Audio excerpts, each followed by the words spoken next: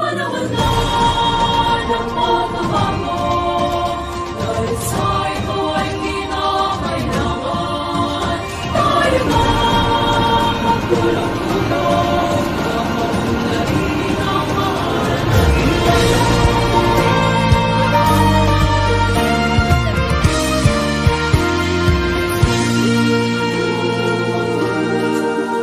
Panahon na ng pagbabago, dahil sa ito ay kinakailangan tayo na magtulong-tulong, napaunlarin ang mahal nating bayan.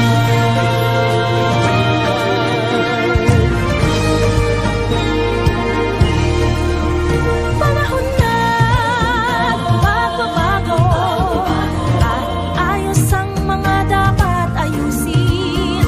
Dapat lang maging tungkulin ng bawat mamamayan dito sa atin. Ng pagbabago patungo sa pag-asenso, magsikap ng mabuti at ng kuminhawa tayo. Malaki natin sa mundo at ipamalas ang bagong Pilipino.